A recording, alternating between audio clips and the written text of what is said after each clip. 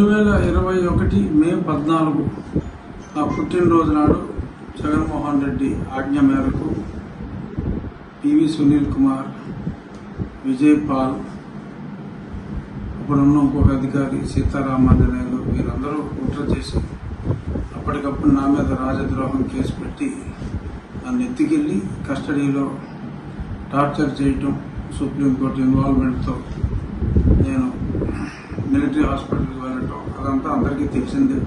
నన్ను చంపాలని చూడటం, ఆ గుంటూరు హాస్పిటల్ సూపరింటెండెంట్ దొంగ రిపోర్ట్లు ఇవ్వటం, దాన్ని మిలిటరీ హాస్పిటల్ హైకోర్టు న్యాయమూర్తి పర్యవేక్షణలో, ఇప్పుడు రిజిస్ట్రార్ జనరల్ తర్వాత న్యాయమూర్తి అయ్యారు, వారి పర్యవేక్షణలో జరిగిన రిపోర్ట్స్లో ఏం చెప్పారు ఇవన్నీ కూడా పెట్టి నన్ను ఏ విధంగా హింసించింది, వీరి మీద ప్రేరేపించిన ముఖ్యమంత్రి మీద వీరందరి మీద చర్యలు తీసుకోవాలి, కేసు బుక్ చేయాలని చెప్పి ఈరోజు నేను గుంటూరు ఎస్పీ గారికి కంప్లైంట్ ఇవ్వటం జరిగింది.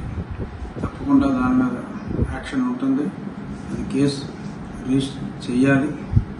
గతంలో నేను సుప్రీంకోర్టుకు వెళ్ళటం, తర్వాత వారు హైకోర్టుకు వెళ్ళమంటాం అన్నీ జరిగినాయి. ఎందుకంటే ఇక్కడ కేసు రిజిస్టర్ చేయాలన్నా పట్టించుకునే వాళ్ళు లేడు. అందుకని కేసు రిజిస్ట్రేషన్ చేయడానికి నేను కోర్టులను ఆశ్రయించవలసి వచ్చింది.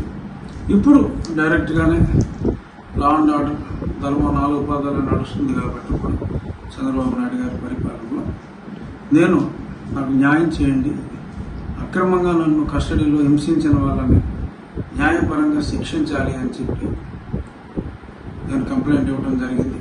రాబోయే వారం 10 రోజుల్లో ఏం జరుగుతుందో చూద్దాం.